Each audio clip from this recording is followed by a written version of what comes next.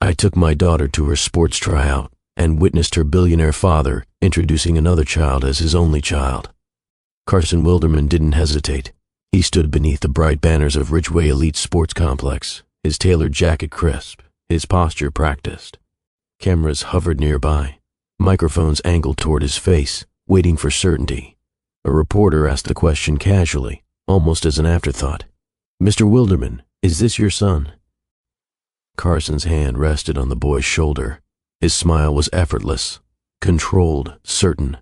"Yes," he said, "my only child." The room didn't react right away, but Rachel did. Her breath stopped, not sharply, not dramatically, just enough to notice it was gone. Her fingers stiffened around the strap of Emily's duffel bag. She didn't blink. She didn't move. Her body responded before her thoughts could catch up. Beside her, Emily tilted her head slightly, studying the man near the entrance with a quiet focus that didn't belong to someone her age. After a moment, she spoke, not loudly, not accusingly. "He looks like me." Rachel didn't answer Emily right away. She couldn't, not because she didn't know what to say, but because saying anything too quickly might have broken something fragile. Emily wasn't crying. She wasn't angry. She was simply trying to understand where she fit in a moment that had just shifted beneath her feet. Around them, parents continued talking. Shoes squeaked against polished floors. Someone laughed near the check-in desk. Life moved forward, unaware that a quiet erasure had just taken place in plain view. This is how it often happens, not with shouting, not with cruelty spoken out loud, but with a sentence delivered calmly, confidently, while the people it excludes are close enough to hear it echo. Have you ever stood in a room where your presence didn't count? Not because you were invisible, but because someone decided you didn't matter enough to acknowledge. And what would you do if your child were the one hearing it? If they looked up at you, searching your face, waiting for reassurance that they hadn't just been dismissed from their own story? Rachel felt that question settle into her chest as she watched Emily's eyes return to Carson, then drift away, not in anger, but in thought. Children understand more than adults expect. They don't always need explanations. Sometimes they just need honesty wrapped in steadiness. Rachel straightened her shoulders, not to prepare for confrontation, but to prepare for what mattered most. Her daughter was watching how she handled this. Carson's words were already spreading, passed in whispers and sideways glances. Some parents leaned closer to hear more. Others pretended not to notice, as if looking away could spare them discomfort. The boy at Carson's side shifted his weight, unsure whether he was being celebrated or examined. Rachel saw the contrast clearly.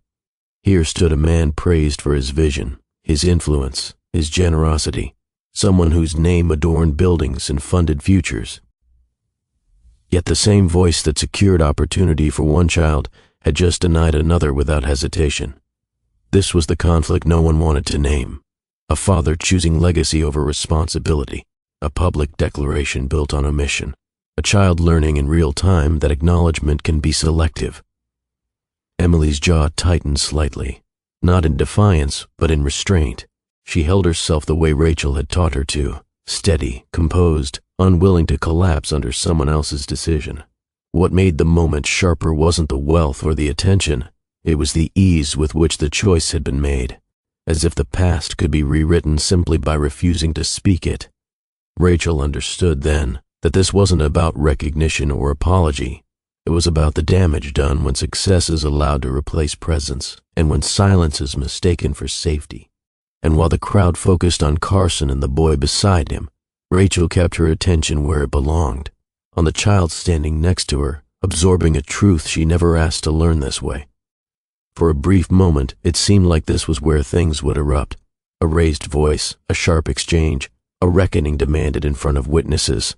That's what moments like this are supposed to become, at least in stories people tell after the fact.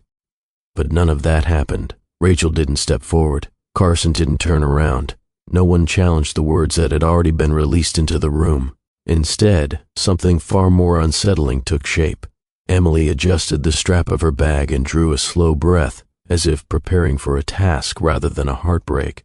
Rachel watched her daughter make that choice, to stay present, to stay grounded, without anyone asking her to. This wasn't leading toward confrontation. It was leading toward a test. Not of anger, but of character. Not of what would be said, but of what would be done afterward. because the real weight of moments like this doesn't fall immediately. It settles later, in quieter spaces, when the noise fades and children begin asking questions they don't yet have words for, and what unfolded next would not be loud or dramatic. It would be measured, it would be restrained, and it would change everything that followed. Before the day moves any further, pause here for just a moment. If this is your first time joining us, welcome to Mr. Williams' Storytime, a place where stories aren't told for shock or spectacle, but for truth. And if you've been here before, welcome back. You already know what kind of moments we explore, the quiet ones that stay with you long after the screen goes dark. Stories like this matter because they reflect decisions people make every day. Decisions that don't always come with raised voices or dramatic exits, but still leave lasting marks. If you believe stories should do more than entertain, if you believe they should challenge, teach, and reveal, consider subscribing.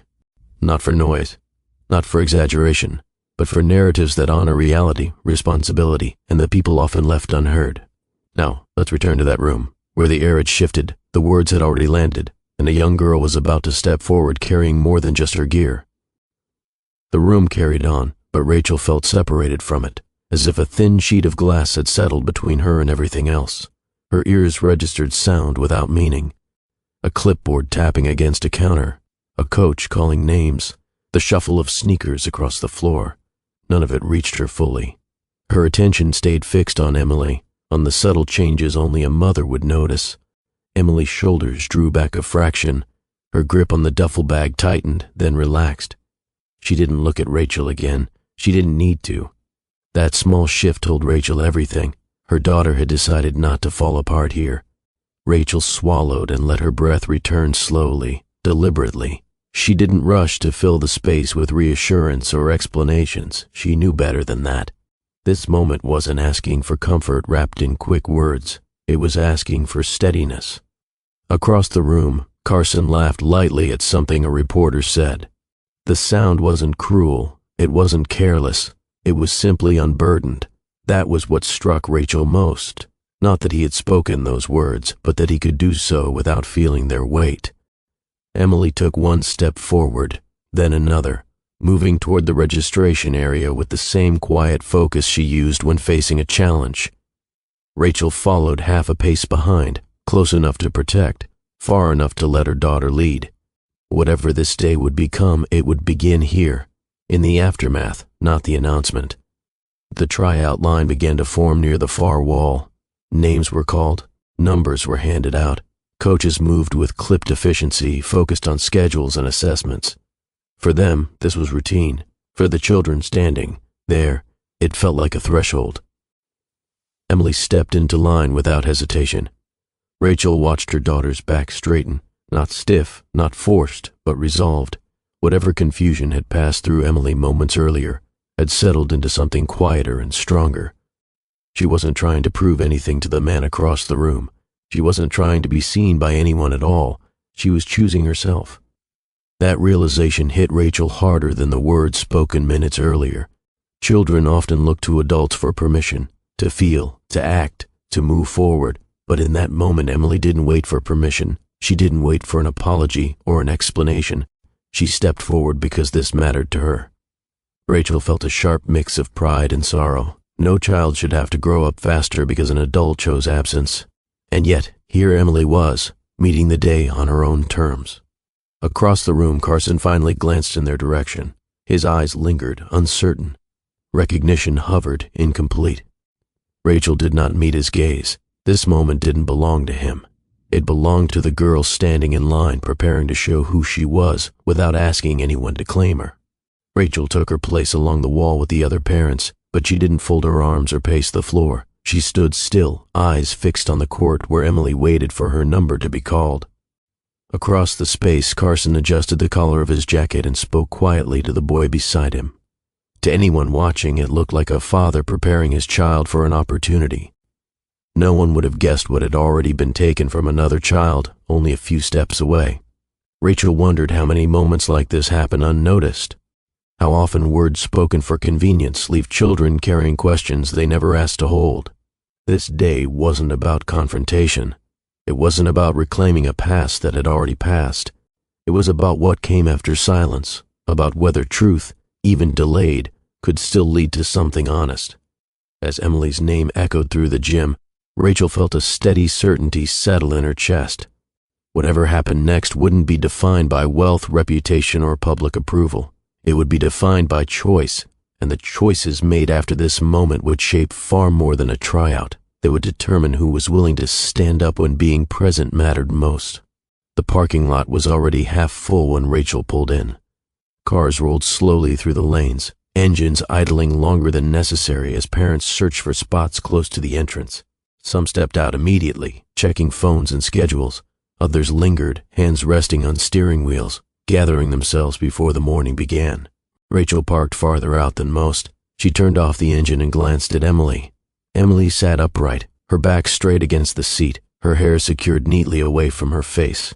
Her duffel bag rested across her knees, zipper closed, shoes tucked inside just right. She wasn't fidgeting, she wasn't scrolling, she was simply waiting. "You okay?" Rachel asked. Emily nodded once. Yes, it wasn't bravado. It wasn't nerves masked as confidence. It was the calm that came from preparation. Rachel smiled faintly. She didn't praise her, she didn't add pressure. She just reached over and squeezed Emily's hand, once briefly, and opened her door. As they stepped out into the cool morning air, Rachel felt the familiar mix of hope and restraint settle in her chest. This wasn't her moment. It never was. Her role was to show up, stay steady, and let her daughter move forward on her own terms. Emily adjusted the strap of her bag and started walking toward the entrance without being told. Rachel followed, watching the way her daughter carried herself, quiet, deliberate, ready. Near the entrance, clusters of parents formed naturally, drawn together by shared tension. Some spoke too loudly, reviewing stats in past seasons as if repetition could guarantee outcomes. Others paced in small circles, checking watches, scanning faces, rehearsing encouragement they might not need to give. A few hovered close to their children, adjusting straps, fixing collars, offering last-minute instructions. Rachel stayed a step back.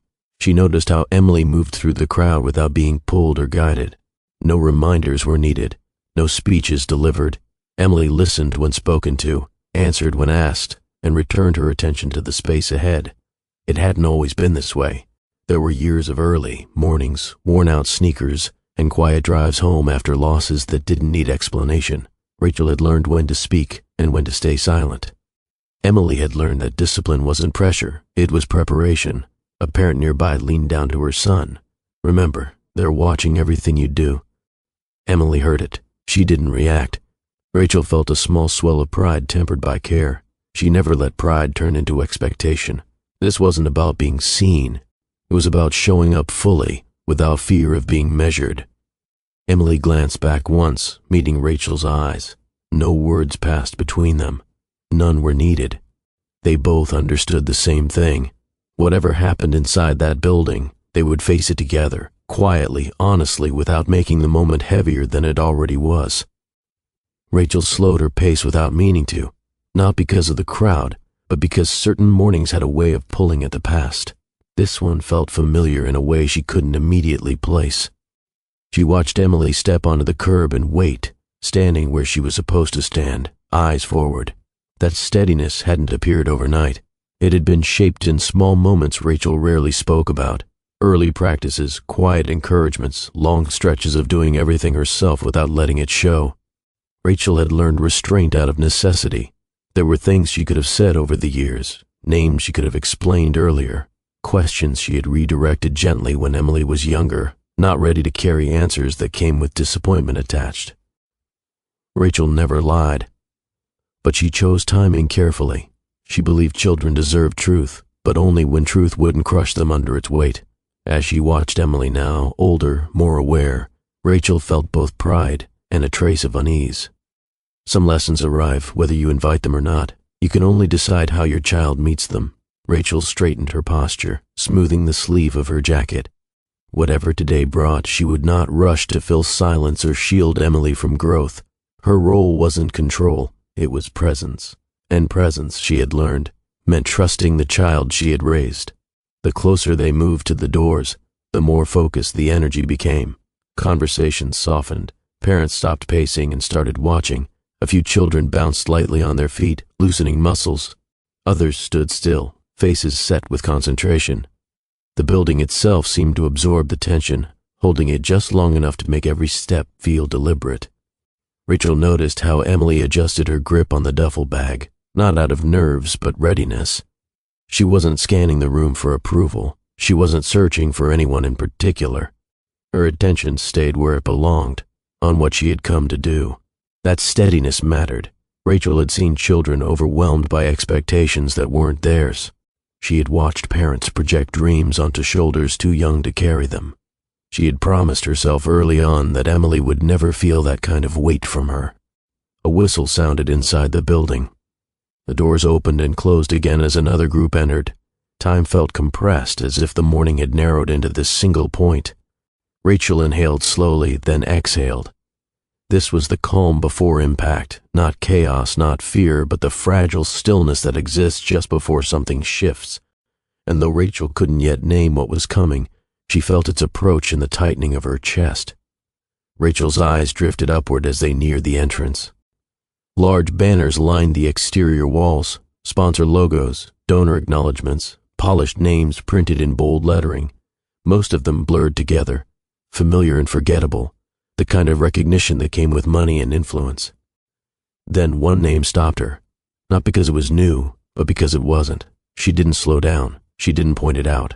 Her expression didn't change. But something inside her tightened, the way memory does when it surfaces without warning. The name had once been spoken in a different setting, quieter, unremarkable. Back when it belonged to a person, not a brand. Rachel kept walking. Emily didn't notice the banners. She didn't need to. Her focus remained forward, untouched by what those names represented. Rachel was grateful for that.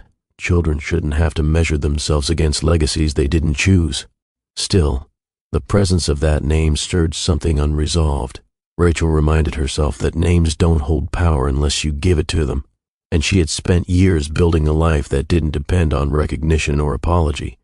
Yet as they reached the doors, Rachel knew this wasn't coincidence. Some mornings test you gently. Others ask whether you're ready to face what you thought you'd left behind.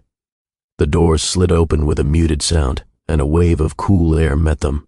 Rachel paused just long enough to let Emily step through first. It wasn't deliberate, but it felt right. Emily crossed the threshold without hesitation, scanning the interior briefly before moving toward the check-in area. Inside, the space was brighter, more structured. Lines marked the floors, signs pointed toward stations, coaches moved with purpose, already separating groups by age and number. The hum of expectation grew louder, but it was contained, orderly, controlled. Rachel followed, her attention split between the room and her daughter. This was the last moment before everything began, before impressions formed, before words carried weight, before choices, spoken and unspoken, set things in motion. Emily adjusted her shoulders and stood where she was directed, calm and ready. Rachel took her place along the wall, hands relaxed at her sides, heart steady. Whatever lay ahead, they had arrived grounded, prepared, together. Neither of them knew yet that the stillness they carried into the building would be tested almost immediately. But for now, there was calm, and sometimes calm is what makes the impact hurt more. Rachel met Carson Wilderman on a day that didn't feel important at the time. The town square was crowded with folding tables and half-hung banners for a local charity drive. Nothing about it was polished. Volunteers moved around with mismatched shirts and uneven stacks of donated goods, laughing as they tried to stay organized. Carson stood near a paint-streaked ladder, sleeves rolled up, holding a brush like he wasn't entirely sure what to do with it. "You missed a spot," Rachel said, nodding toward the corner of the wall behind him. He turned, glanced at it, then smiled. "I was hoping no one would notice." She laughed before she could stop herself. That was how it started, not with charm or confidence, but with ease. Carson wasn't trying to impress anyone. He listened when people spoke. He stayed after others left. When a child dropped a box, he helped without being asked. They worked side by side for most of the afternoon, talking about nothing urgent.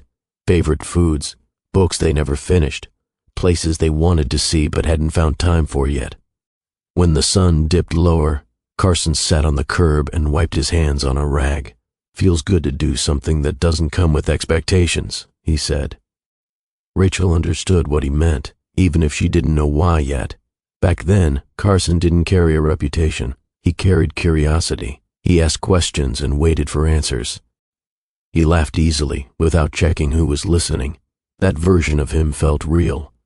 And that was what made it matter. They began seeing each other without calling it that. Sometimes it was coffee after work. Other times it was a walk through streets that didn't require directions. There was no rush to define anything, and that made it easier to talk honestly. Carson never dominated the space. He asked questions and didn't interrupt the answers. When Rachel spoke, he watched her, not her phone, not the room, but her. It was a small thing, but it mattered. One evening, sitting on the steps outside a closed cafe, Carson leaned back and sighed. "I spend most of my time trying to sound confident," he said. "It's exhausting." Rachel tilted her head. "You don't sound uncertain to me." "That's because I don't let it show," he replied. "With you, I don't feel like I have to pretend." The words weren't dramatic. They weren't rehearsed. They were simply true. They talked about work frustrations and personal limits, about how easy it was to become who people expected instead of who you actually were. Carson admitted he wanted to build something meaningful, but not at the cost of everything else. Rachel believed him. Not because she wanted to, but because his actions matched his words. He showed up when he said he would. He listened when she disagreed. He never treated her time like something he could afford to waste. There was warmth in those early days. Not the kind that burns quickly, but the kind that settles in quietly and stays. And for the first time in a long while, Rachel felt chosen, not for convenience or image, but for who she was. What drew them closer wasn't intensity, it was alignment. They disagreed at times, but those disagreements never felt like contests. When Rachel challenged Carson, he didn't retreat or deflect. He stayed present, thinking through her words before responding. It told her something important. He wasn't afraid of being questioned. They talked about work in practical terms. Rachel cared about stability and purpose. Carson talked about ideas, how systems could be better, how businesses could be built without hollow promises. He wasn't chasing status. He was chasing impact, though he hadn't yet learned how easily one could replace the other. On weekends, they volunteered together when schedules allowed. Carson never treated it like an obligation. He showed up early, stayed late, and remembered names. He asked people what they needed instead of telling them what he thought would help. Rachel noticed the way people responded to him, not because he commanded attention, but because he gave it. Children gravitated toward him. Older volunteers trusted him. He made space without announcing it. One afternoon, after loading boxes into the back of a truck, Rachel said, "You know, you don't act like someone trying to get ahead." Carson wiped his hands and shrugged. "Getting ahead of what?" She smiled. That answer mattered more than he knew. At that stage of his life, Carson still believed success and presence could coexist. He believed you could build something meaningful without leaving people behind. Rachel believed it too, because she believed him. As months passed, their lives began to overlap in small, natural ways. Carson's work became more demanding, but not consuming. He spoke about new opportunities with interest, not obsession. When deadlines pressed, he explained them instead of disappearing behind them. Rachel never felt pushed aside by his ambition, at least not then. Some evenings he arrived, tired but present, setting his phone face down before sitting with her. Other nights they cooked, simple meals together, trading tasks without keeping score. There was an ease in how they shared space, a quiet understanding that neither needed to be managed. Rachel noticed how Carson handled responsibility. When something went wrong at work, he owned it. When plans changed, he called instead of sending short messages that avoided explanation. He didn't treat growth as permission to neglect. One night, while sorting through paperwork at her kitchen table, Rachel asked, "Do you ever worry about wanting too much?" Carson considered the question carefully. "I worry about wanting the wrong things," he said. "I don't want success to cost me the people who matter." Rachel believed him, not because the words were comforting, but because he lived them. At that point, ambition hadn't hardened into priority. It was still curiosity paired with care. Carson was building, yes, but he was building with intention, not escape. And that made all the difference. The relationship didn't change suddenly. It deepened. There was no defining moment, no grand declaration. Instead, there were habits. Carson began leaving things at Rachel's place without realizing it. A jacket over the chair, a notebook on the counter, groceries bought with both of them in mind. They talked about the future carefully, not in sweeping plans, but in questions. "Would you ever leave this town?" Carson asked once. "Only if it felt like moving forward, not away," Rachel replied. He nodded. That makes sense. They learned each other's rhythms. Carson needed silence after long days. Rachel needed honesty more than reassurance. When tension surfaced, they addressed it early, before it hardened into distance. One evening, after a long walk, they sat on a bench watching the streetlights come on. Rachel smiled. "That's because I'm not trying to become anything else." He looked at her, then really looked at her, as if recognizing something steady he hadn't known he was missing. What they were building wasn't dramatic. It didn't demand attention, but it was solid, the kind of connection that grows stronger because it isn't constantly tested. And in that quiet, both of them began to assume the same thing, without saying it out loud. This was lasting. The weeks that followed were quiet in the best way. There were doctor appointments marked on calendars, conversations that returned again and again to the same question: how do we do this well? Carson attended when he could, and asked about them when he couldn't. He didn't treat Rachel's pregnancy like a side note. He treated it like a responsibility that had already begun. They didn't tell many people at first, not out of secrecy but intention. This wasn't news meant for reaction or approval. It was theirs. Carson talked about making adjustments to his schedule, about choosing projects more carefully. He spoke about being present in practical terms, not grand promises. "I don't want it to be the kind of father who's always catching up," he said once. "I want to be there from the beginning." Rachel held on to that sentence longer than she realized. They talked about what kind of parents they hoped to be, the values they wanted to pass on: honesty, consistency, accountability. Carson admitted he was afraid of failing, and Rachel told him fear wasn't a weakness, it was awareness. There was no applause for these conversations, no one watching, just two people trying to prepare for something that would change them both. And in that quiet, hope felt sturdy, not loud, not fragile, just present. The promise wasn't made during an argument or a moment of fear. It came late one evening, after a long day that had left both of them tired but clear-headed. They sat on the couch, the lights low, the television off, the kind of quiet that invites honesty instead of filling space. Carson broke the silence first. "I know things are going to change," he said. "My work is growing. Yours is steady. This child—" He paused, choosing his words carefully. "This child deserves more than divided attention." Rachel waited. She didn't interrupt. She had learned that the most important things were often said slowly. Carson turned toward her fully. "I don't want to build a life that looks impressive but feels empty. I don't want to explain my absence later by saying I was busy." He reached for her hand. "We'll face this together," he said. "Not just the easy parts, all of it." Rachel searched his face, not for emotion, but for resolve. What she saw wasn't certainty about the future. It was commitment to showing up even when certainty disappeared. "That's all I need," she replied. "Together doesn't mean perfect. It means present." Carson nodded. "Then that's what I'll be." They sat there for a long moment afterward, not sealing the promise with celebration but with understanding. Promises like that didn't need witnesses. They needed follow-through. At the time, Rachel believed that was enough. Rachel didn't hold on to those early memories because she wanted the past back. She held on to them because they proved something important, that the man standing in that sports complex years later had once known how to choose presence over ambition. That the distance that came afterward wasn't inevitable. It was a decision made gradually. Back then, Carson had been thoughtful, intentional, a man who understood that relationships weren't maintained by words alone. That version of him wasn't imagined or idealized. It had existed. And that was what made the loss matter. Not because love had failed, but because it had been possible. Rachel never spoke badly of him in front of Emily. She didn't need to. The truth didn't require bitterness to be accurate. Silence, when chosen carefully, could protect a child's sense of safety. But standing in that complex now, watching her daughter face a truth she hadn't been meant to learn this way, Rachel understood something clearly. The greatest damage wasn't that Carson had changed. It was that he had once promised not to, and knowing who he had been made the choice he eventually made far harder to explain and impossible to excuse. The changes didn't arrive all at once. At first, they were easy to justify.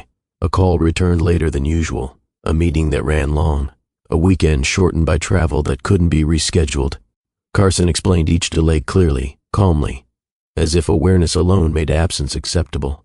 Rachel listened. She always did. She reminded herself that growth required flexibility, that pressure didn't mean neglect, that commitment could stretch without breaking. She didn't accuse. She adjusted. When Carson missed a dinner they had planned, he called afterward, voice tired but apologetic. "I lost track of time," he said. "I'll make it up to you." Rachel believed him, not because she was naive, but because he still sounded like someone trying. But presence isn't measured by intention alone. It's measured by repetition. Missed calls became postponed conversations. Messages arrived later, shorter, often framed around updates instead of connection. When Rachel spoke, Carson still listened, but the pauses between responses grew longer, as if his attention were divided before she even finished her sentence. Rachel noticed without reacting. She had learned that not every change needed confrontation. Some needed observation first. And yet, a quiet question began forming beneath her patience. At what point does understanding turn into excuse? Rachel started shifting her life in small ways. She stopped planning dinners that depended on exact timing. She kept her phone nearby during evenings, not out of anxiety but habit. When Carson said he might be late, she nodded instead of asking how late. None of this was discussed. It simply happened. Carson thanked her when he noticed. "I appreciate you being flexible," he said once, squeezing her hand before leaving for another trip. Rachel smiled, though something about the word flexible stayed with her longer than it should have. Flexibility had once meant compromise. Now it felt closer to accommodation. Travel became more frequent. Carson spoke about opportunities with more urgency, his words sharpened by momentum. He wasn't distant exactly. He was focused. And focus, she knew, could be blinding. When he came home, he brought stories instead of questions. He talked about people Rachel hadn't met, places she hadn't seen. She listened carefully, waiting for a pause where she might enter the conversation. Sometimes that pause never came. Still, Carson wasn't unkind. He wasn't dismissive. That made it harder to name what was happening. Absence wrapped in good intentions is difficult to challenge. Rachel felt herself growing quieter, not because she had less to say, but because she was learning when it would land. And somewhere in that adjustment, she realized she was doing most of the adapting alone.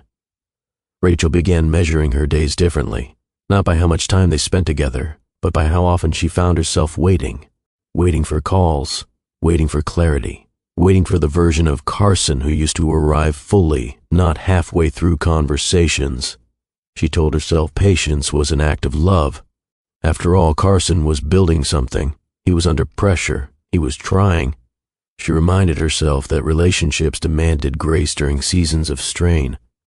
But patience, she realized, has a quiet limit. There were moments when she wanted to speak up, when the silence between texts felt heavier than the words themselves. She rehearsed conversations in her head, careful not to sound demanding, careful not to seem unsupportive. What stopped her wasn't fear of conflict. It was fear of discovering the truth too soon. Because once you name a distance, you can't ignore it anymore. Rachel began asking herself harder questions late at night, lying awake while Carson worked in another city. Was she being understanding, or was she slowly erasing herself to make room for his momentum? She watched how quickly he responded to work messages compared to personal ones, how certain commitments never moved, while others remained negotiable. None of it felt cruel, but it felt uneven, and the most unsettling part was this: Carson didn't seem to notice.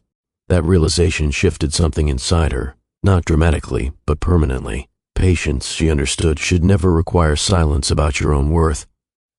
Rachel finally chose a moment that felt steady. Carson was home, not rushing out, not on his phone, just present enough to talk. They sat across from each other at the table, the kind of distance that used to invite connection. "I miss you," Rachel said, not accusing, not sharp, just honest. Carson looked up, surprised, not defensive but puzzled. "I'm right here." "I know," she replied, "but not in the way you used to be." He leaned back, considering. "This is just a busy season," he said. "Things will settle once this deal closes." Rachel nodded. She had expected that answer. "It's not the hours," she said carefully. "It's how we use the time we have." Carson frowned, not in anger, but confusion. "I thought you understood." "I do," she said. "I just don't want understanding to replace being considered." There it was, the opening, the place where something could have shifted. Carson exhaled and reached for her hand. "I'm doing this for us," he said. "For the future." Rachel didn't pull away, but she didn't squeeze back either. They talked a little longer after that, not arguing, not resolving. The conversation circled, then thinned, then ended without conclusion. No raised voices, no slammed doors, just a quiet agreement to return to it later. Later never came. And that was how the distance grew, not through conflict, but through postponement. Rachel stopped waiting for the return of a conversation that no longer had a place to land. It wasn't a decision made in anger. It came during an ordinary afternoon, when she realized she had planned her entire week around maybes. Maybe Carson would be home. Maybe he'd call when he said he would. Maybe things would slow down soon. She recognized the pattern then. Her life had begun to orbit someone else's schedule. Rachel didn't confront Carson again, not because she lacked courage, but because she understood something clearly now. You can't argue someone into presence. You can't negotiate priority. And you shouldn't have to compete with ambition to be considered. When she told Carson she needed consistency, not promises, he listened quietly. "I don't want to hold you back," he said. "I'm not asking you to stop," Rachel replied. "I'm asking you to be here. And if you can't be, I need to know that too." Carson didn't argue. He didn't reassure her the way he once had. He nodded slowly, as if absorbing the reality that two paths were no longer aligned. They didn't frame it as an ending. There was no final conversation that felt definitive, just a gradual understanding that stability mattered more than uncertainty, and that choosing calm over chaos wasn't a failure.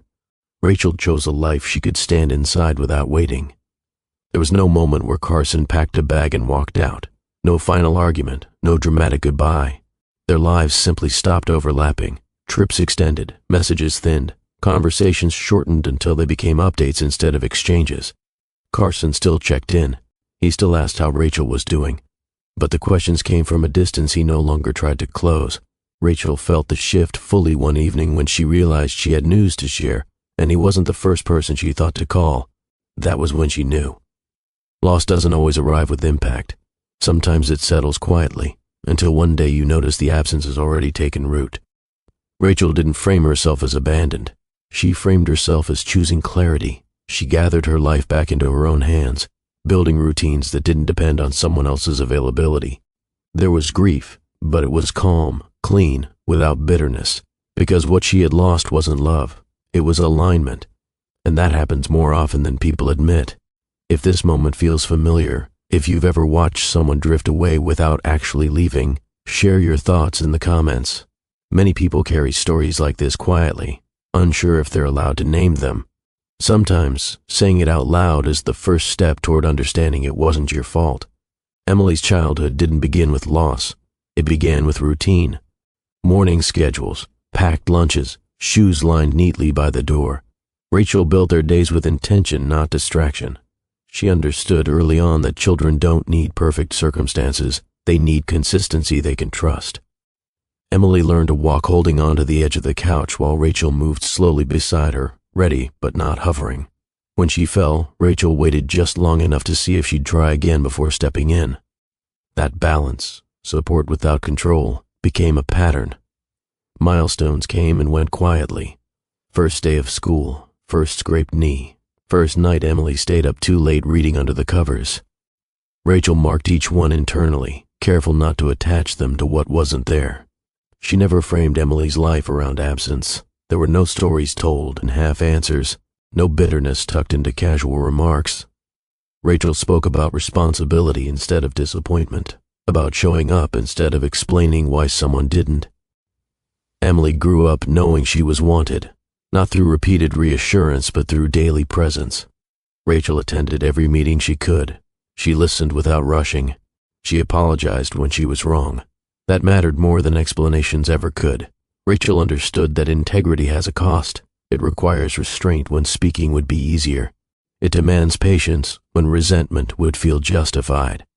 And in those early years, Rachel chose integrity every day, quietly, without witnesses. Emily absorbed that steadiness before she ever understood it. As Emily grew older, questions surfaced naturally, not accusations, not demands, just curiosity shaped by a child trying to understand her world. "Why don't we have pictures of my dad?" Emily asked once, tracing the edge of a photo frame that held only the two of them. Rachel didn't rush her answer. She had learned that timing mattered as much as truth. Some facts, when delivered too early, land as burdens instead of clarity. "He's someone who wasn't able to stay," Rachel said. "But that has nothing to do with you." Emily accepted that, nodding slowly. She didn't press for more. Rachel never filled the silence with extra detail. Rachel could have said more. She could have explained choices, distance, priorities. She could have framed herself as the one left behind, but she refused to let Emily inherit disappointment that wasn't hers to carry. Restraint isn't passive. It's deliberate. Rachel corrected people gently when assumptions were made. She avoided language that painted anyone as a villain or a hero. She chose neutral ground because it left Emily room to form her own understanding someday. What Rachel didn't say mattered just as much as what she did. She didn't speak with bitterness because bitterness would have demanded an audience, and Emily was never meant to be that audience. Instead, Rachel let her actions speak, showing up on time, keeping promises small and large, remaining steady even when things were hard. Emily learned early that love didn't need explanation. It needed consistency. Rachel never tried to explain love to Emily. She demonstrated it. Love showed up in the way dinner was ready at the same time each evening, even on long days. In the way Rachel sat on the edge of Emily's bed until her breathing slowed, never rushing the moment. In the way she showed interest in things that didn't matter to her personally, but mattered deeply to her daughter. When Emily joined her first team, Rachel arrived early and stayed until the last child was picked up. She didn't coach from the sidelines. She didn't compare. She watched, attentive and calm, letting Emily look up and find her there every time.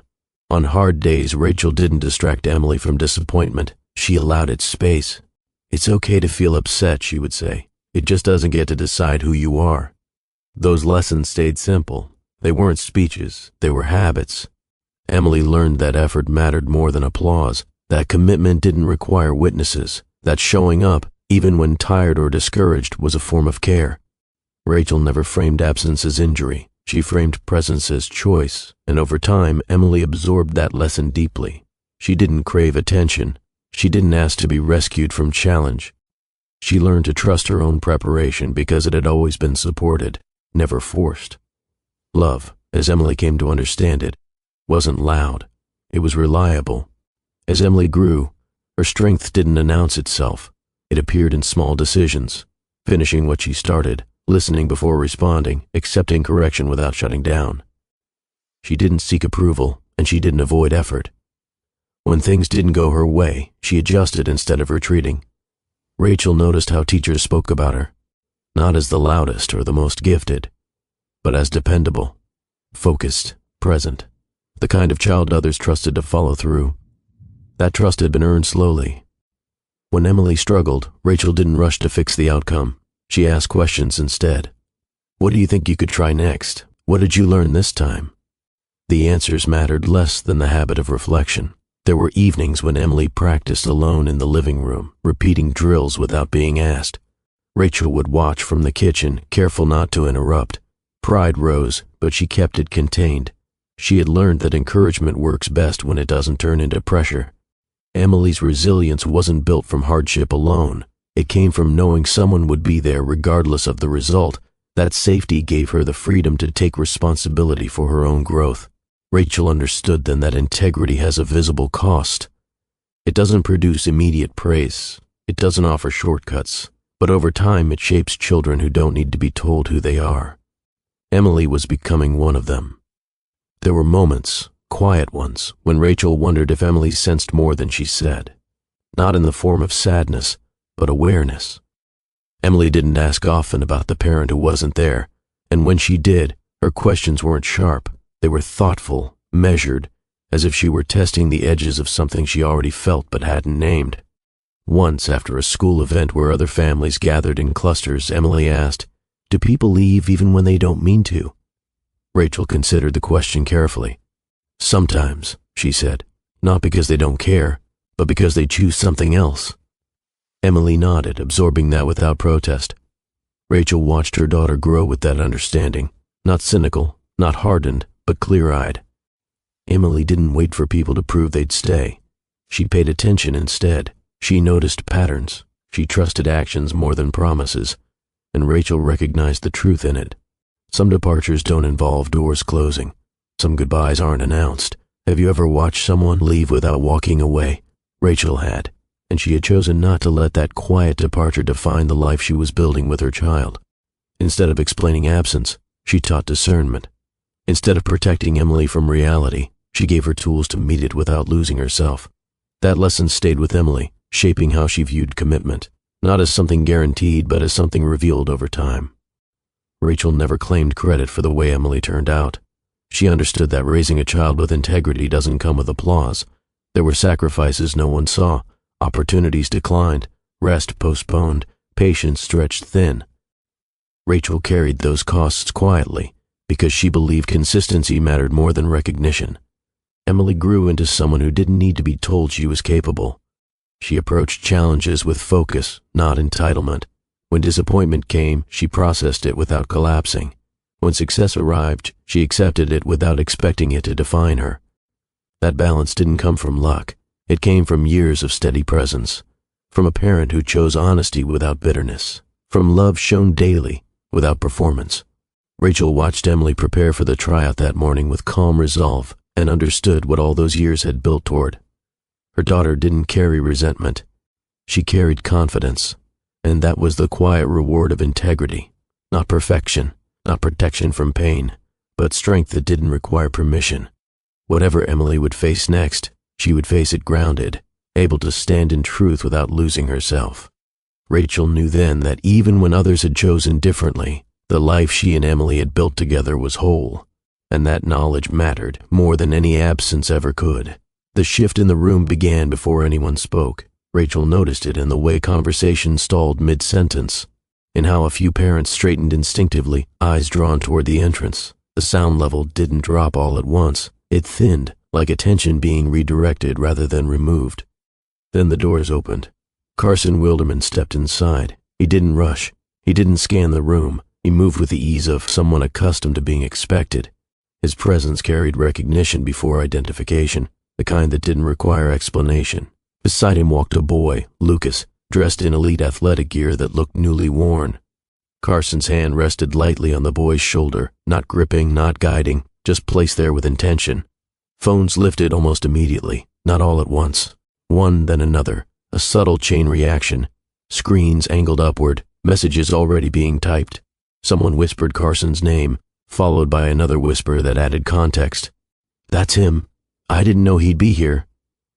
Rachel stayed still. She felt Emily pause beside her, not stepping back, not stepping forward, just stopping long enough to register that something had changed. Carson greeted a few people near the entrance with brief nods. A representative approached him quickly, smiling with the ease reserved for benefactors. There was deference in the exchange, familiarity shaped by advantage. Rachel understood then that this wasn't coincidence. This was convergence.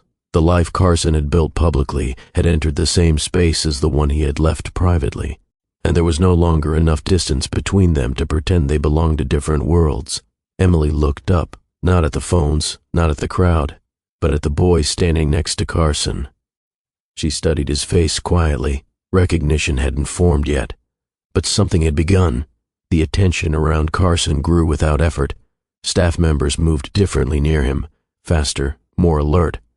A coordinator adjusted the schedule on a clipboard, glancing up for approval that was never asked for but clearly expected. A coach leaned in, speaking with the kind of courtesy reserved for people whose presence carried influence beyond the room. Lucas stood quietly through it all. He wasn't soaking in the attention. He wasn't smiling for it either.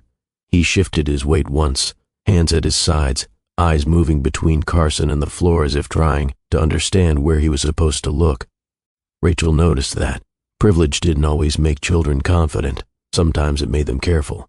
Carson bent slightly to speak to Lucas, his voice low, reassuring. Whatever he said earned a nod, but it didn't erase the boy's uncertainty. This wasn't pride on display. It was expectation. heavy, structured, already shaped for him. Nearby, parents whispered with a mix of curiosity and admiration. That's his son. No wonder he got an invite. Opportunities open when your name does. The words weren't sharp. They didn't need to be. They carried assumption without malice, as if advantage were simply another rule of the room. Emily heard some of it. Rachel saw the change not in Emily's posture, but in her focus. Her eyes lingered longer now, tracking the exchange between Carson and the staff, the ease with which doors opened around them. This wasn't jealousy, it was awareness. Rachel felt a tightening in her chest, not anger, not fear, but recognition. The truth she had delayed for years was standing in front of them, framed by cameras and courtesy. Carson hadn't just built a life elsewhere. He had built one that didn't leave room for questions. And the cost of that certainty was about to surface. A reporter stepped closer, microphone angled just enough to catch Carson's voice without forcing it. "Mr. Wilderman," she said, smiling, "is this your son?" The question wasn't invasive, it was routine, the kind of question that assumes the answer before it's given. Carson didn't hesitate. He straightened slightly, his hand still resting on Lucas's shoulder. The gesture looked practiced, not staged but familiar. He smiled for the camera, composed and certain. "Yes," he said. "My only child." The words carried clearly. They didn't echo. They didn't need to. They landed with the finality of a statement that expected no correction. Rachel felt the moment register in her body before her mind could shape it. A subtle tightening, a stillness, as if everything inside her paused to confirm what she had just heard. Around them, whispers shifted in tone. "Did you hear that? Only child. That's interesting." Phones lifted higher now. Someone began recording openly. The declaration had turned a quiet entrance into a headline. Emily looked up at Rachel first, not with confusion, not with tears, with recognition.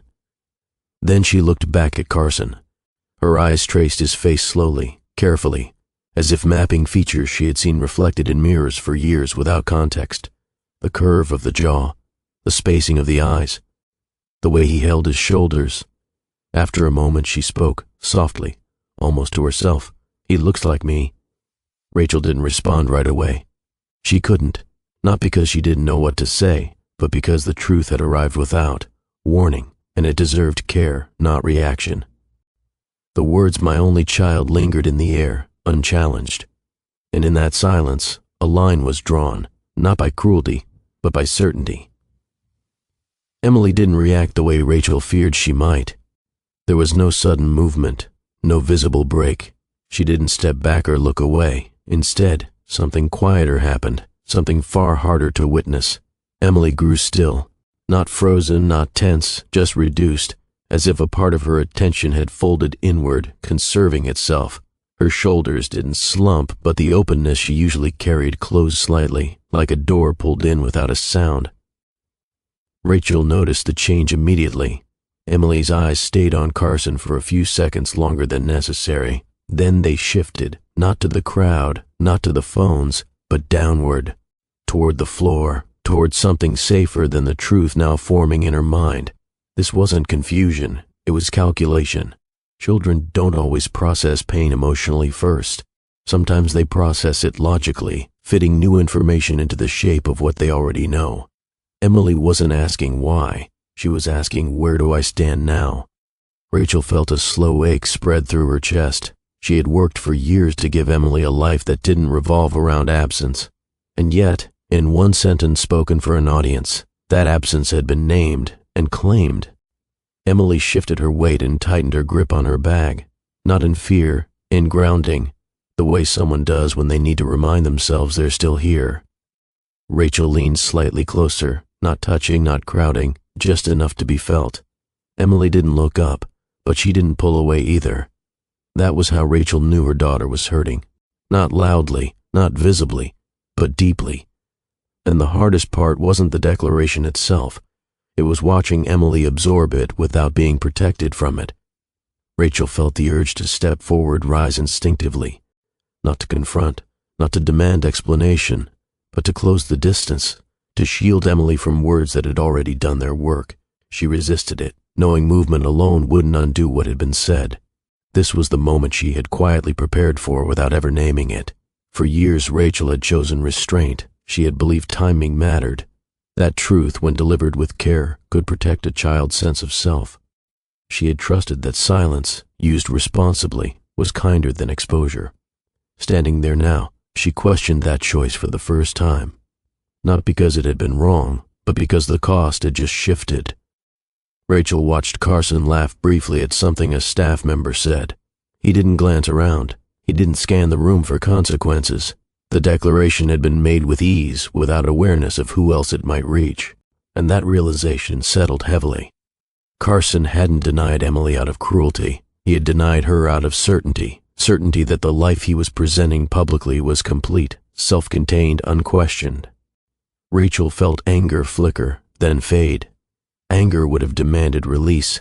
What she felt instead was clarity. Silence doesn't prevent harm. It only delays who absorbs it. Rachel had protected Emily from disappointment for as long as she could, but she couldn't protect her from being erased in public. That wasn't something careful timing could solve. What she could do now was remain steady. Rachel straightened her posture and focused on Emily, not on the crowd, not on Carson, not on the phones still lifted. Her responsibility hadn't changed. Emily needed grounding, not reaction. Truth, not spectacle. Rachel reminded herself of what she had always believed. Children don't need parents to fix pain immediately. They need parents who dawn, collapse under it. So Rachel stayed where she was, ready for whatever came next. The room resumed its rhythm slowly, not because the moment had passed, but because moments like this are rarely acknowledged out loud. Conversations restarted in softer tones. A coach called out instructions. Shoes scuffed against the floor as children were directed in a position. Life moved forward, unevenly. Phones lowered, though a few screens remained lit, the declaration already preserved elsewhere. Whispers thinned, replaced by logistics and routine. The public moment had done its work. Attention shifted on. Emily remained where she was. She didn't retreat. She didn't rush ahead. She stood balanced between the noise and herself, breathing steadily, eyes forward again. Whatever had tightened inside her hadn't broken her stance. It had refined it. Rachel watched closely. This was the point where pain often decides what comes next, where children either shrink away from the world or brace themselves against it. Emily adjusted the strap of her bag and stepped forward when her group was called. Her movements were controlled, deliberate, not defiant, not fragile. Rachel felt something settle then, not relief, not resolution, but recognition. This was the collision. Public success displayed without awareness. Private failure revealed without intention. A child forced to process exclusion without explanation. And yet within it, something else had emerged. Emily hadn't disappeared. She hadn't been undone by words meant for someone else. She carried the weight quietly and chose to move forward anyway. Rachel understood that the story wouldn't be defined by the declaration alone. It would be defined by what followed, by who showed up afterward, by who stayed consistent when attention faded, by who understood that children aren't claimed by statements, but by presence. As Emily took her place on the court, Rachel remained along the wall, eyes steady, heart firm. Whatever came next would matter. But this moment, this collision, had already revealed the truth beneath everything else. Lucas stood where he had been placed, not drifting, not wandering, exactly where Carson had guided him moments earlier, close enough to be visible, far enough to stay out of the way. His hands rested at his sides, fingers curling and uncurling once before he caught himself and stilled them. He wasn't nervous in the way children usually are before tryouts. This was different. Lucas glanced toward the court, then back toward Carson, as if checking whether he was doing what was expected of him without being told. His posture suggested familiarity with instruction, but not comfort within it. Carson leaned down briefly. He adjusted the collar of Lucas's jersey, smoothing it with care that looked attentive from a distance. The gesture drew a few approving looks from nearby parents. Lucas nodded at whatever was said, though his expression didn't change. His eyes stayed alert, scanning, not for opportunity, but for approval. Rachel noticed him then, not as an extension of Carson, but as a child managing attention he hadn't asked for. This wasn't pride. It was vigilance. Lucas had learned how to carry expectation before he learned how to name it. It showed in the way he listened, head slightly tilted, eyes focused, body still. He didn't interrupt adults. He didn't ask unnecessary questions. When instructions were given, he absorbed them quickly, as if mistakes weren't an option he could afford. Carson spoke to him again, quieter this time, a reminder, a reassurance, the kind meant to steady nerves. "Just do your best," Carson said, his hand returning briefly to Lucas's shoulder. From the outside it looked supportive. From where Lucas stood, it felt heavier. Doing his best wasn't a comfort, it was a requirement. Lucas had grown up understanding that effort was expected, not praised.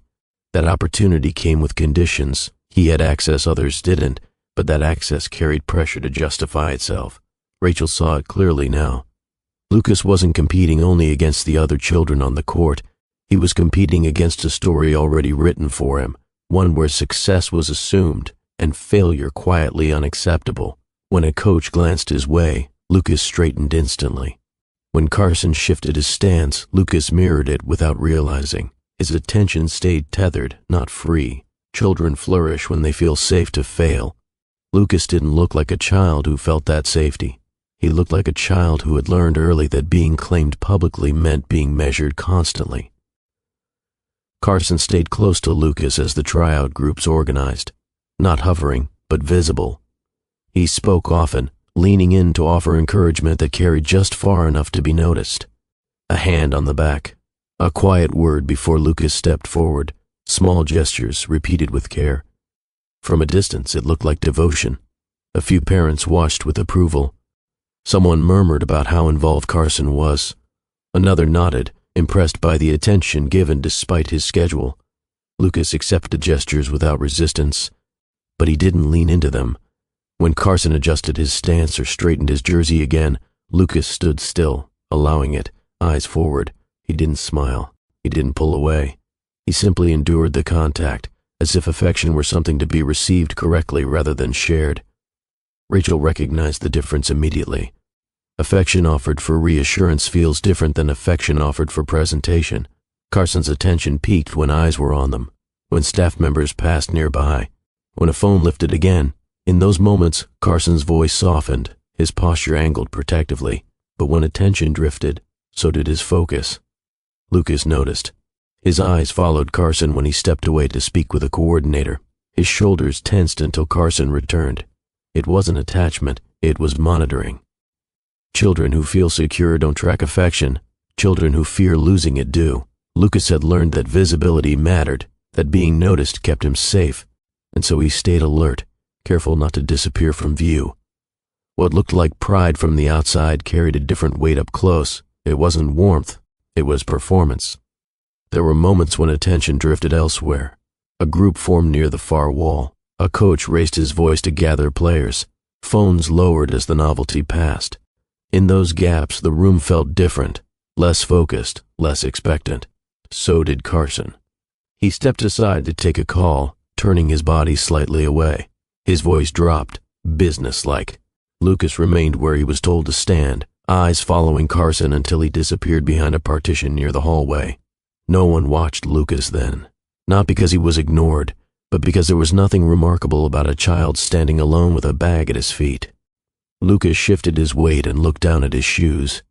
He adjusted the strap of his gear, then adjusted it again, though nothing was wrong with it. His hands moved because they needed somewhere to go. Rachel noticed something subtle. Lucas's posture changed when Carson wasn't in sight. His shoulders loosened slightly, then tightened again, as if unsure which version of himself was required. Without an audience, he seemed uncertain who he was supposed to be. A coach walked past without stopping. Lucas glanced up, then away. No acknowledgement followed. This was the part no one photographed, the waiting, the quiet. The child left to hold expectations without guidance. When Carson returned, Lucas straightened instantly. His attention snapped back into place, alert and ready. Carson smiled briefly, squeezed his shoulder once, then turned his focus back to the room. From the outside, nothing looked wrong, but Rachel understood the difference between presence and proximity. Carson had been nearby the entire time, and yet Lucas had been alone. When the attention returned, Carson returned with it, He smiled easily, greeting someone who approached with a handshake that lingered just long enough to signal familiarity. His voice carried confidence again, warm and assured. Lucas was pulled back into position beside him without a word being spoken. Carson rested his hand on Lucas's shoulder once more. "Ready?" he asked. Lucas nodded immediately. Carson smiled wider then, the kind of smile meant to be seen. A nearby parent glanced over and whispered something approving. Another raised a phone again, capturing the image of a father and son aligned, prepared, present.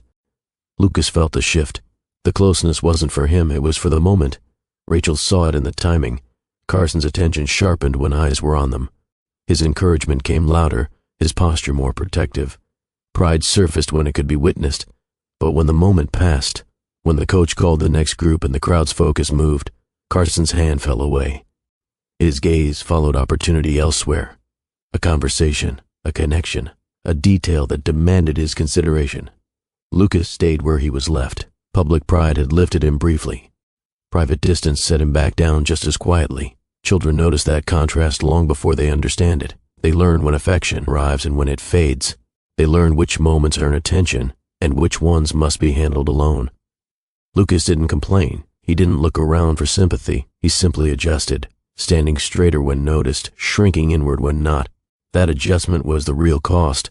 Being claimed publicly had given Lucas access, but it had also taught him that presence could be conditional, and that lesson, learned early, has a way of shaping how children measure themselves long after the room empties.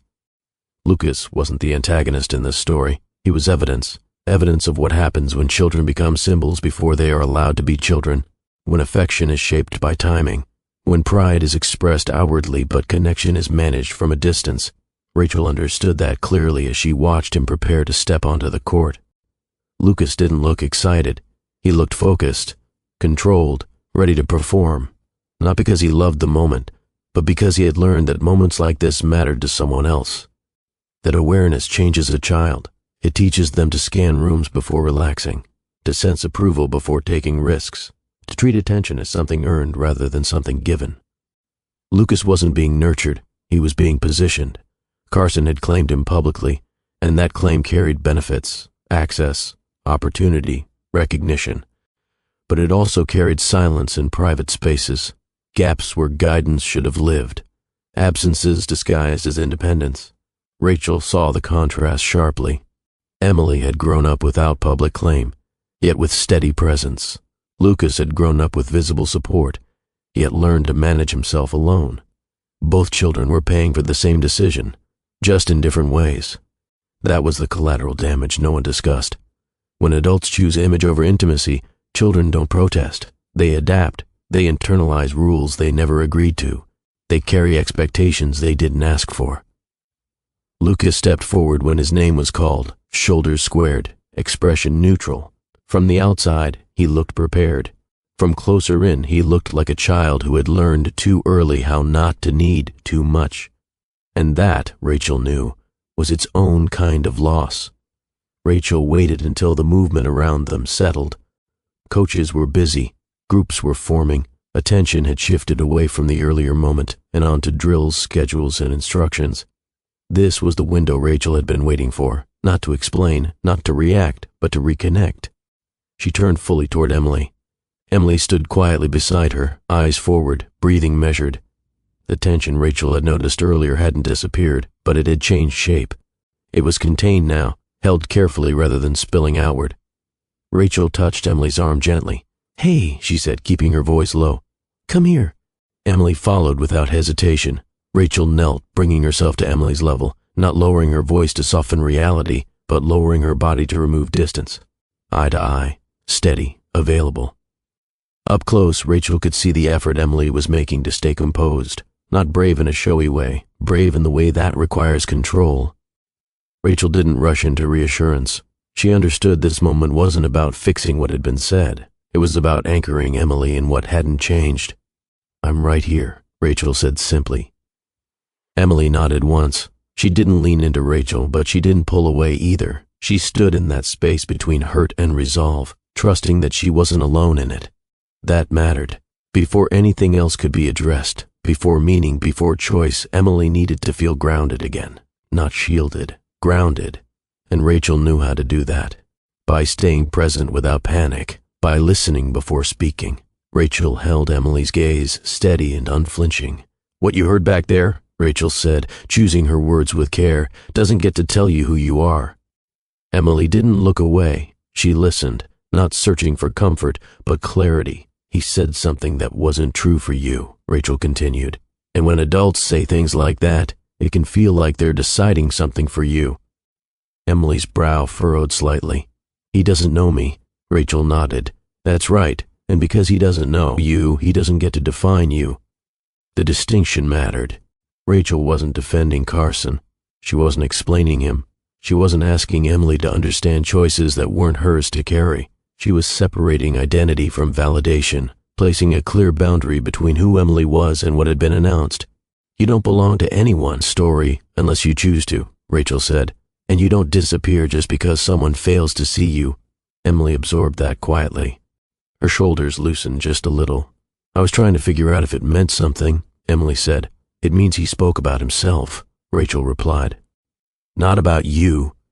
That answer didn't erase the moment, but it reframed it.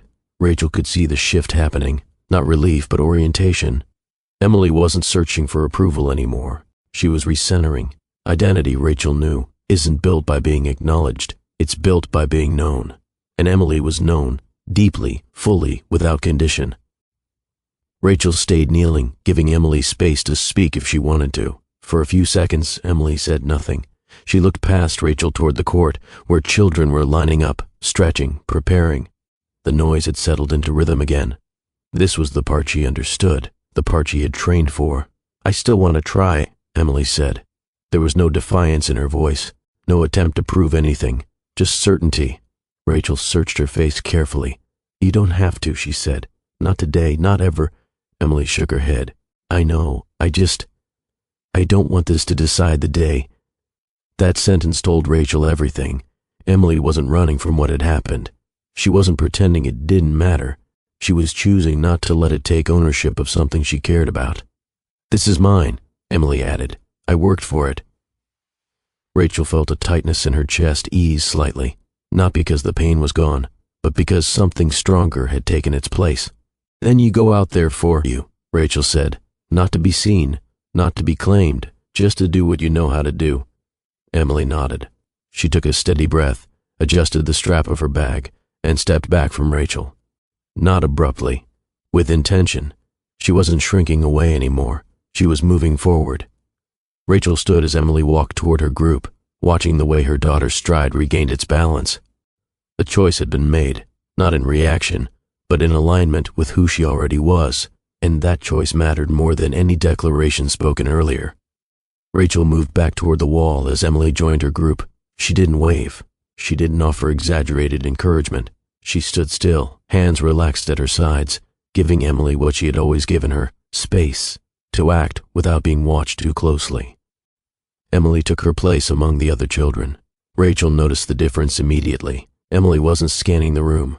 She wasn't checking for reactions. Her focus stayed on the coach, on the instructions being given, on the familiar sequence of preparation. Her shoulders were set, not rigid, not loose, but balanced. This wasn't confidence built for display. It was confidence built from repetition. Emily had learned long ago that effort didn't require an audience. That growth happened whether anyone clapped or not. She moved through the warm-up drills with care, not rushing, not hesitating. Each motion was intentional, practiced, her body remembering what her mind had settled. Rachel felt a quiet relief settle in her chest. Emily wasn't performing resilience, she was living it. Across the room, Carson's voice carried again as he spoke to someone nearby. Rachel didn't look in his direction.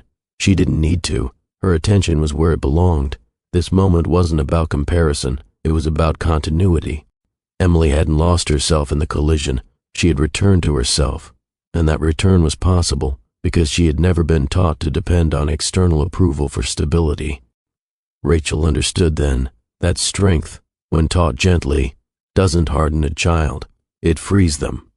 Rachel watched Emily move through the first drill and felt the weight of the morning settle into clarity. This was the lesson she had been teaching without ever naming it, that identity isn't granted by recognition. That worth doesn't rise or fall based on who claims you. That presence, real presence, outlasts applause. Emily hadn't needed reassurance about who she was. She had needed permission to choose herself. And when that moment came, she didn't hesitate. Rachel understood then that the most important conversations don't always happen in words. Some happen in the space created by trust, in the years spent showing up without conditions, in the decision to raise a child without bitterness, even when bitterness would have been easier. Emily ran the drill cleanly, focused, grounded, not trying to be noticed, not trying to be validated, just doing the work. And if this moment speaks to you, if you believe children deserve presence, not applause, this is the kind of story worth supporting. Stories that honor quiet strength, stories that center truth over performance. A simple gesture helps these stories reach more people who need them. A like, a share, a moment of agreement. Because the lessons that shape children shouldn't be drowned out by noise. They should be passed on. Rachel remained where she was as the drills continued. She didn't monitor every movement. She didn't search for mistakes. She trusted the work that had already been done, both on the court and at home. Emily had what she needed, and that trust settled everything. Whatever the outcome of the tryout, Rachel knew this day would not be defined by who was acknowledged publicly. It would be defined by how Emily carried herself when recognition failed her. Emily moved with clarity now. The earlier tension had been replaced by something steadier, focus anchored in preparation rather than approval. She wasn't competing against anyone else's story. She was simply showing up as herself. Rachel understood then that this was the true center of the story. Not wealth, not influence, not declarations made for an audience, but a child choosing identity over validation, a parent choosing presence over reaction. That center held. No matter what followed, no matter who spoke next or what opportunities were offered, this moment would remain intact. It couldn't be taken away, because it hadn't been given by anyone else. Rachel watched Emily finish the drill and step back into line, breathing evenly, shoulders relaxed. She smiled, not because the pain was gone, but because it no longer had control. And that, Rachel knew, was what real stability looked like. It happened later, after the drills had begun, after the room had settled into routine. Rachel felt it before she saw it, a shift in space, a presence entering her awareness without sound. She turned slightly and found Carson standing a few steps away, hands at his sides, posture less certain than it had been earlier. He waited. That alone told her something had changed. "Rachel," he said quietly. Hearing her name spoken like that, without a microphone, without an audience, landed differently than she expected. Not painfully, just plainly, as if it had been held back for too long and finally released. "Yes," she replied, no edge, no invitation either. Carson glanced toward the court, where Emily stood listening to instructions. He didn't look for acknowledgement. He didn't wave. He simply observed. "I didn't realize," he began, then stopped himself. Rachel noticed the pause. She recognized it from years ago, the moment where Carson used to choose his words carefully, not to persuade, but to be accurate. "I didn't think she'd be here," he said instead. Rachel met his eyes. "She goes where she earns her place." Carson nodded slowly. The certainty he'd carried earlier was gone. In its place was something less comfortable, awareness without defense. "I owe you a conversation," he said. Rachel didn't answer immediately. She watched Emily step forward when her group was called, saw the way her daughter moved with focus, not urgency. Only then did Rachel speak. "You owe her honesty," she said. "Conversation is secondary." Carson absorbed that without protest. "I know," he replied. "That's why I'm here." For the first time that morning, Carson wasn't performing. He wasn't presenting certainty or control. He was standing exposed, without rehearsed lines, without momentum to hide behind. And Rachel understood then that whatever followed wouldn't be loud. It would be necessary. Carson didn't fill the space with explanation. He didn't mention pressure. He didn't talk about timing. He didn't reach for reasons that might soften what had already been done. That restraint mattered. "I didn't handle it right," he said instead. "Any of it." Rachel studied him carefully, not to measure regret but sincerity. She had learned long ago that apologies can sound convincing without carrying responsibility. Carson kept his voice low, aware of the space they were in. I told myself I was keeping things separate, he continued, that it was simpler that way. Rachel didn't interrupt. Simple for who? She asked. The question landed without accusation. It didn't need one. Carson exhaled. For me. There it was. Not confession for sympathy, just exposure of truth. He didn't ask Rachel to understand. He didn't ask her to forgive. He stated what he had done and who it had protected. I thought distance was safer than confusion, he said. I thought not being present would spare her something. Rachel shook her head once, slowly. Silence doesn't protect children, she said. It only protects adults. Carson's shoulders dropped slightly, as if the weight of the sentence had found its place. He didn't argue it. He didn't counter it. He accepted it. I see that now, he said. Too late. Rachel didn't correct him. Late was still better than never, but that wasn't hers to say. What mattered was that Carson wasn't hiding behind intention anymore. He was standing in the consequence of choice without deflection. That was the difference between explanation and accountability, and Rachel recognized it immediately. Carson didn't ask for forgiveness. That absence was deliberate. I don't expect anything from you, he said after a moment. I'm not here to make this easier for myself. Rachel believed him, not because the words were careful, but because they weren't persuasive. He wasn't trying to reclaim a role. He wasn't negotiating his way back into relevance. He was standing where he should have stood years ago, without expecting the ground to soften beneath him. I convinced myself I was doing the right thing by staying away, Carson continued. I told myself I could make up for it later. Rachel folded her arms, not defensively, but to steady herself. Children don't live in later, she said. They live in what's consistent. Carson nodded. I know that now. For the first time, his voice carried no strategy, just recognition. Rachel felt something settle inside her. Not relief, not vindication, but clarity. This wasn't a turning point wrapped in emotion. It was a reckoning stripped of illusion. You didn't fail because you weren't ready, Rachel said. You failed because you chose distance when presence was required. Carson didn't flinch. I did, he said, and I won't defend it. That mattered more than apology ever could. Regret that demands nothing leaves room for truth, and truth, when spoken plainly, doesn't ask to be comforted. Rachel saw that Carson finally understood the weight of what he had avoided, not as a concept, but as a lived cost, and that understanding, however delayed, was the first honest thing he had brought into the space between them in a long time. Emily noticed the conversation before anyone pointed it out, not because voices were raised, they weren't, but because Rachel's posture had changed. Emily recognized that stillness, the kind that meant something important was happening.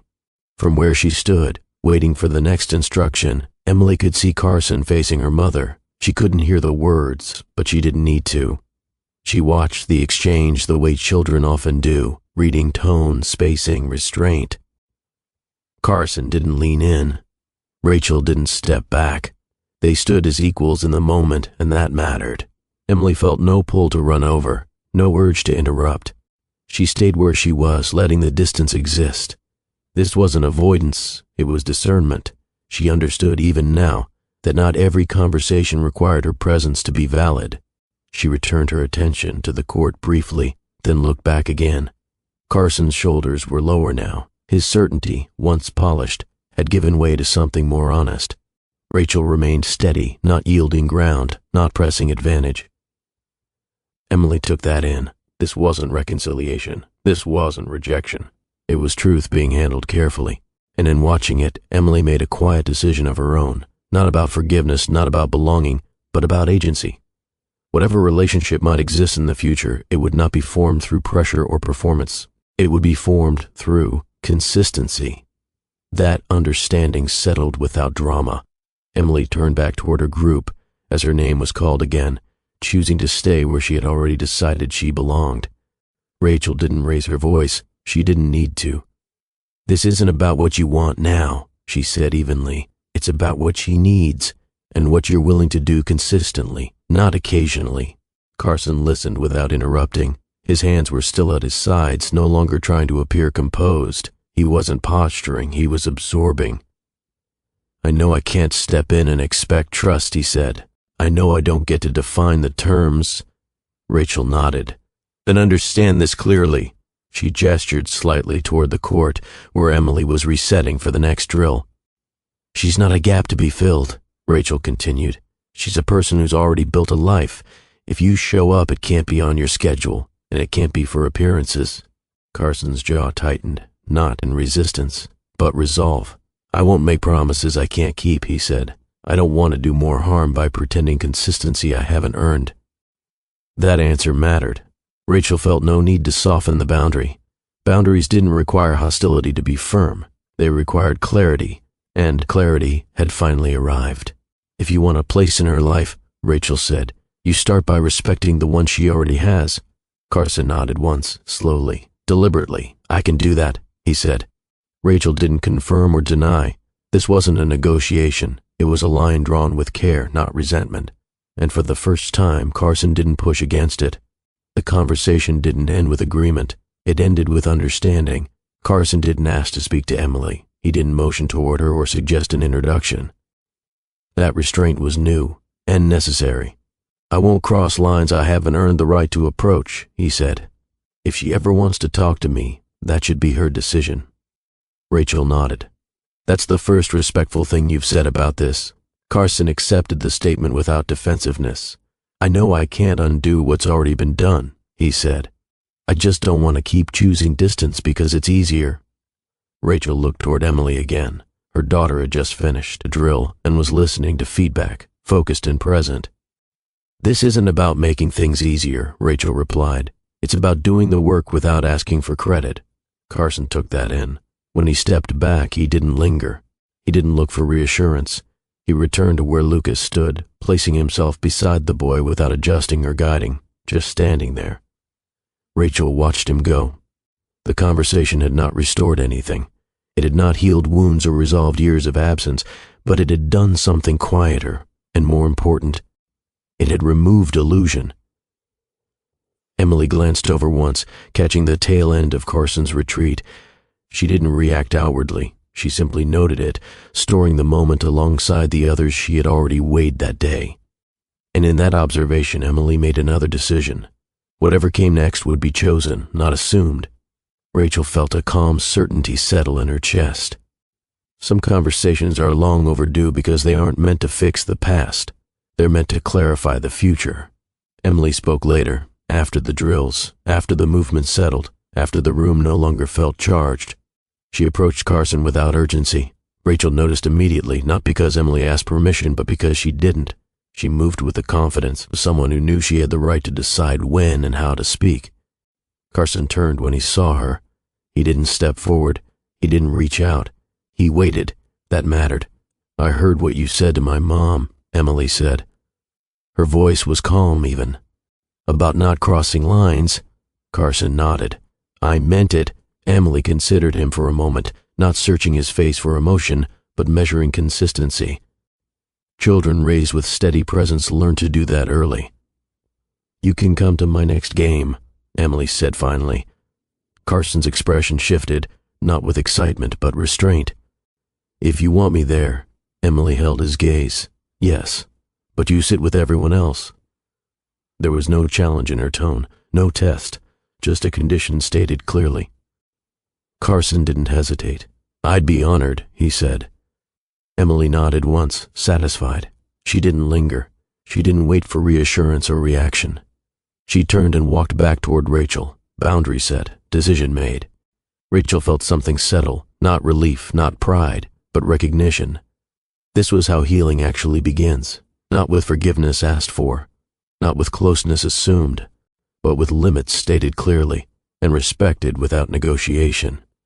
Carson didn't follow Emily. He stayed where he was even after she returned to Rachel's side.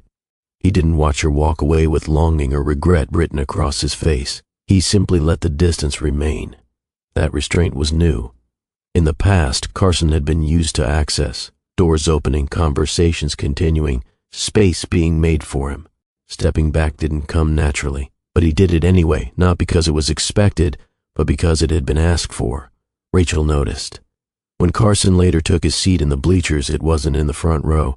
He chose a place along the side, surrounded by other parents who spoke about schedules and carpools, not outcomes. No one approached him.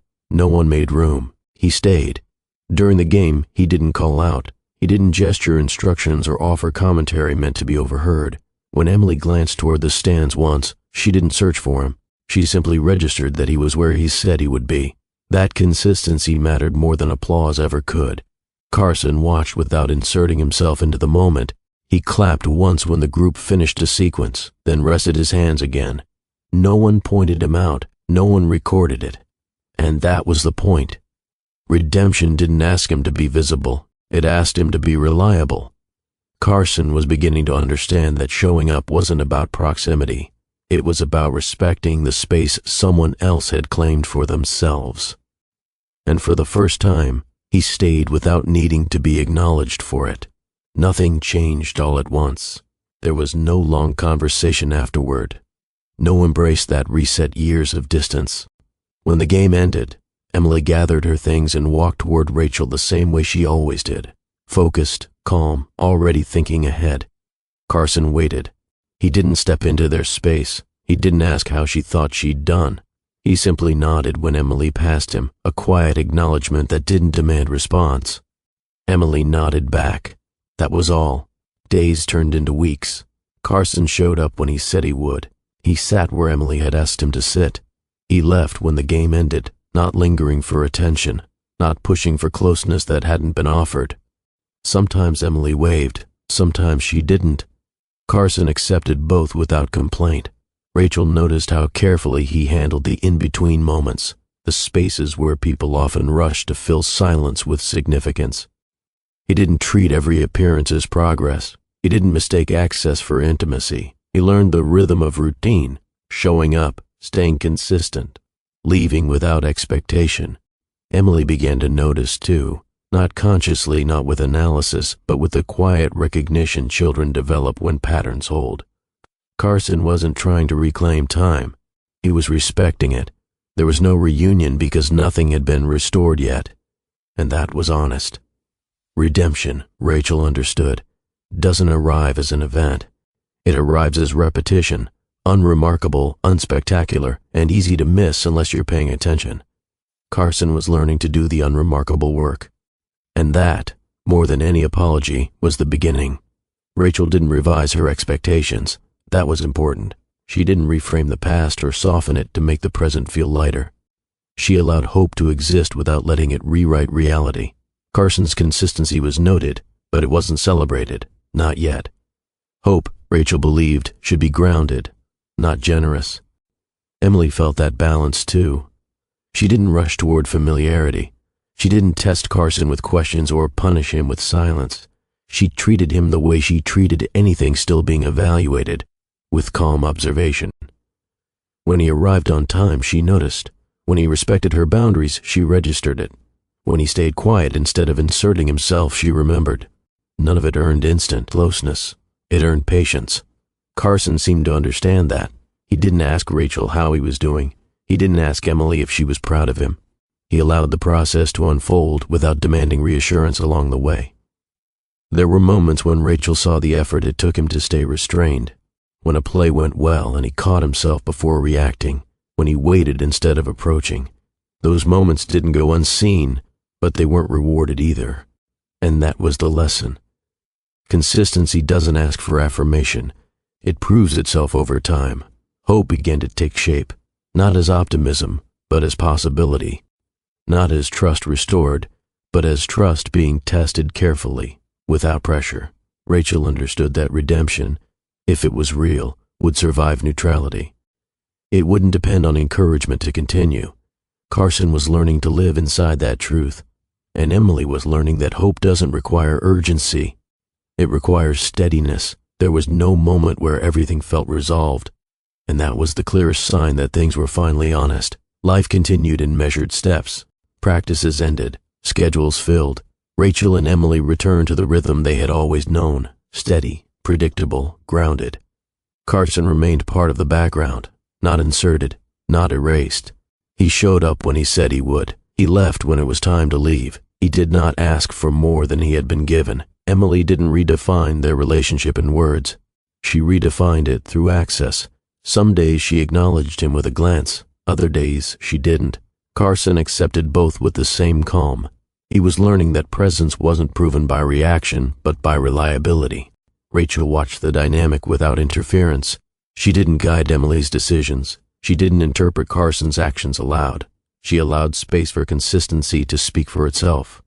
That restraint mattered just as much now as it had years earlier. Hope existed, but it stayed quiet, not because it was fragile, but because it was unearned. It understood its place. Redemption didn't arrive with gratitude or recognition. It arrived with responsibility, carried forward without complaint. It asked Carson to continue showing up long after the moment had passed, long after no one was watching. And that was the only version of redemption that could last. Rachel knew the future didn't need to be predicted. It only needed to be lived honestly, one decision at a time. Emily walked ahead, confident and self-contained, her sense of self intact. Carson followed the boundaries she had set. Rachel stayed present, as she always had. Nothing was restored. Something was built, and for the first time, it was being built the right way. By the time the day wound down, the noise had thinned.